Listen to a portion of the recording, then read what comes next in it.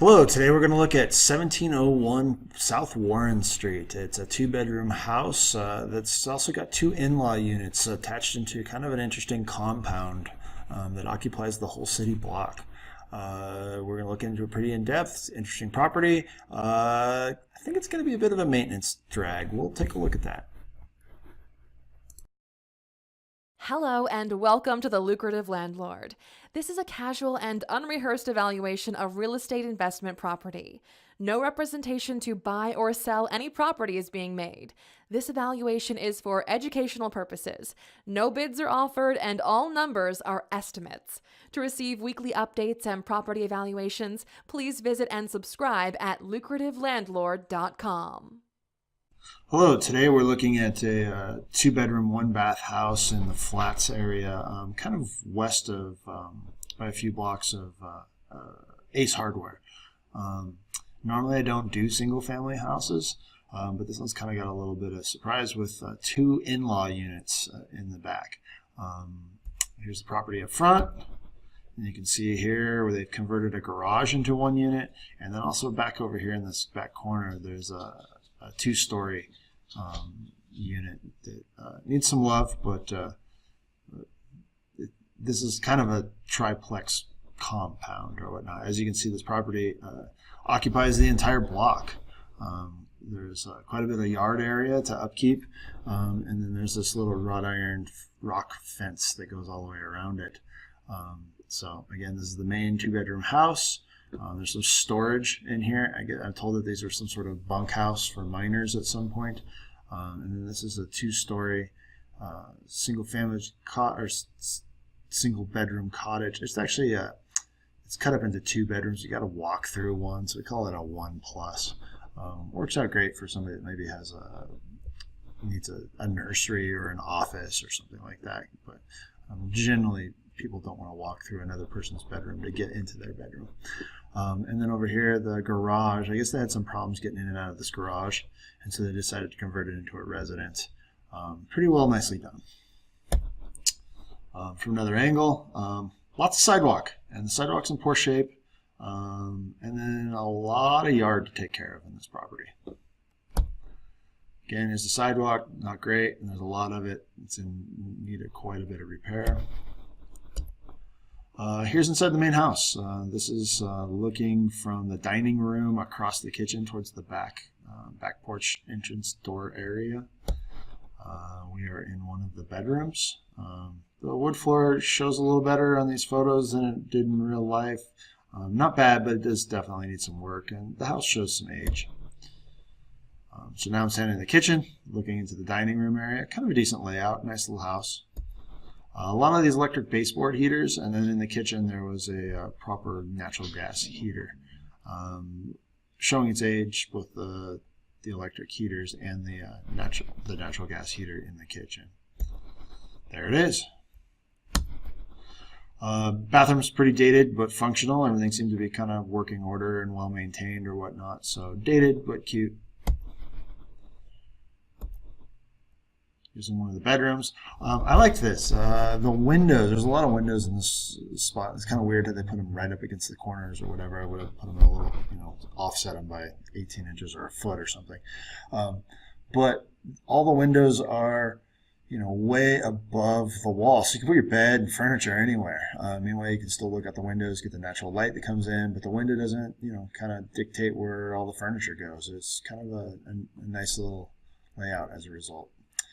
Down in the basement, there was some mixed electrical. You can see in here there's some knob and tube that was still active, but it just appeared to be just doing some light bulbs and that sort of stuff. I don't know what's in the walls and whatnot. It kind of needs a little further investigation. And then what did get replaced was done in this older Romex. It was probably about 30, maybe 40 years old. So the electrical had been upgraded, but it's been a while.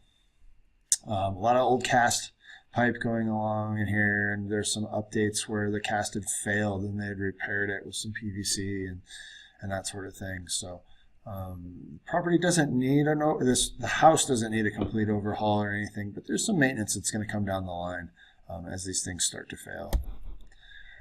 This is the two-story one plus bedroom place that is in the northwest corner of the compound. You can see the little wrought iron fence is continued all the way around with the bordering the property. It's kind of neat. Here's the bunkhouse area. I think there's a photo in here. No, there's not. You walked on the carpet and it was very, very squishy. I don't know what kind of foundation was underneath that thing, if any. Kind of questionable what the future of that is going to be. At the very least, it needs some more investigation, and it could be a very costly situation. And maybe this bunkhouse isn't going to survive much longer as a result of, I suspect it was just put right on the ground without any sort of real foundation, and then that flooring kind of rotted out.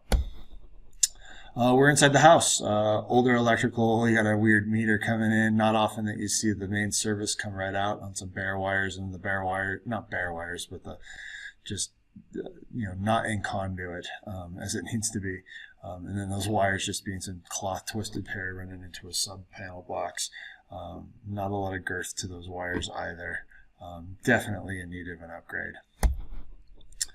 Nothing great about the kitchen and this thing. The place kind of needed a real good coat of paint and a few, electrical stuff or whatever. There's a newer heater in here and whatnot, but the place does show its age. Needs some love for sure. Not necessarily a gut out, but it needs some love. Here's the bathroom. It was a little awkward. You had to jump down this 2 steps to get into the bathroom area, and then all this stuff was pretty close quarters.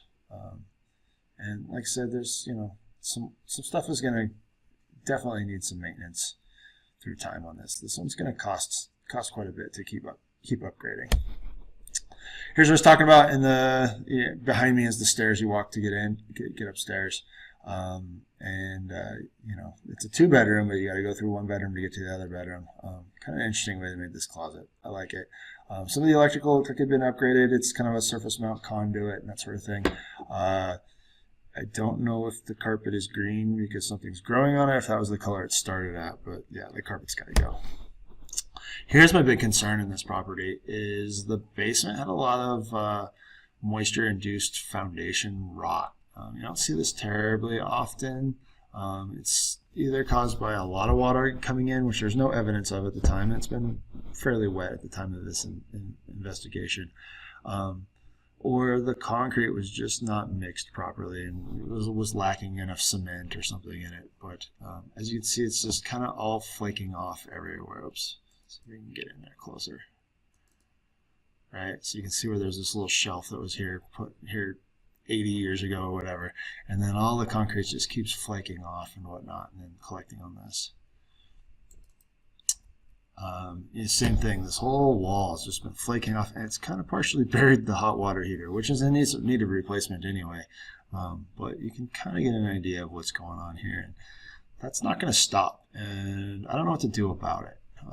There is some treatments that you can do. There's the ability to put a skin coat over the top of it to kind of keep it from getting worse, but there's no real way to stop it completely. So it's going to be some ongoing issues with that. This is the bunkhouse I was talking about. As you can see, you step in here, this is where some furniture sat, and it just kind of slowly got sucked in by the earth. The floor in this thing's pretty questionable, but kind of a neat little storage area, especially when you've got a garden that big. Put equipment and seeds and potting soils and whatever. So there's the garage that was converted, and they did a really cute job of this. I like this. It's on a separate meter, so the power meter comes into this. It's on a separate meter, and then the house is on its own. The main house, the 2-bedroom house, is on its own meter, and then no, I've got that backwards. So it goes into the garage, and then it cuts back out, and it goes out to the main house. So the garage and the 2-bedroom house are on 1 meter, and then the little 2-bedroom cottage is on its own meter, as we saw where the meter was inside. So you got 3 and it's 2 meters. I don't know what's going on here. Looks like these people probably had a dog at one point, and so they extended this fence up so the dog couldn't jump off of the weird rock garden thing. I don't know. Anyway. So here's inside. I guess these people used it for visiting It's kind of got an Airbnb feel to it or whatnot. But they had some family that visited often, so this is kind of like the guest house. All done in electric heat. This is kind of a kitchenette more than a kitchen, right? There's not a proper refrigerator. There's not a proper stove. Hot water heaters, dead in the middle of the property. It's all well done. If this is going to be like a Section 8 property, any sort of assistance house, this would need to be properly walled off in a way so you can't see the hot water heater, access the hot water heater. Largely well done, but it is, just a concrete floor and electric heat. And so that's that. Looking at the numbers, it's not in either the TIFID or the URA or the Opportunity Zone.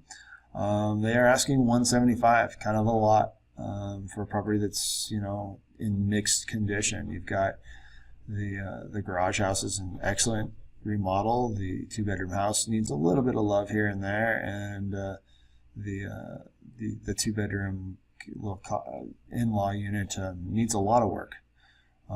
So there's some stuff to be done here. I need to find a better way of snapping around on this. So we get into some of these needs, right? There's a foundational issue that needs to be addressed. There's a lot of sidewalk that needs to be dealt with. That unit needs all of the plumbing redone. Hot water heater, some stuff, blah, blah, blah. The electrical was in that in-law unit.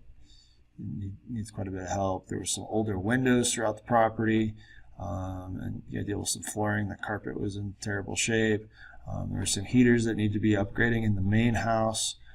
So we're looking at, $175,000 purchase, and then there's another 40 grand that needs to go into this pretty immediately. It'd be really hard to rent out that mother-in-law unit. You could do it, I think, but it would be hard to rent that thing out in the condition it is. You're not going to get a tenant that you're really going to be happy with. Here's the kind of estimate on the market rents for the house, the in-law unit, and the garage studio space. So it's got some decent income, but there's a lot to get into this one, which turns around to be a pretty large mortgage payment.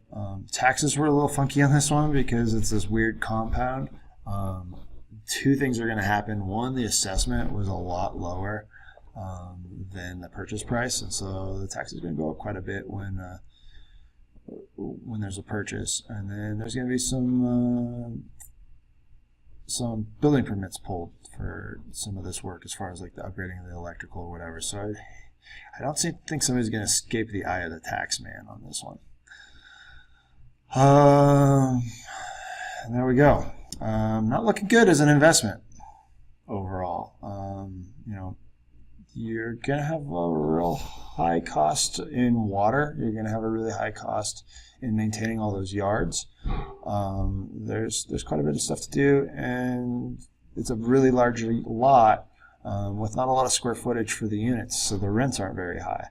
So it's a real cute place for somebody to live, but as an investment, I don't know. Of course, that's up to you guys, but in my opinion, I don't think this makes a great investment overall. I think there's going to be too many things that are going to be falling apart on the property over time, and it just spans too much space to be really efficient as an investment. Probably really ideal for somebody that has a family that has some sort of needs to live really close, or an in-law sort of situation. So I think somebody's, I don't think it's priced inappropriately for that, but I do think that it's probably priced in a way that kind of excludes any serious investor from making any money on this.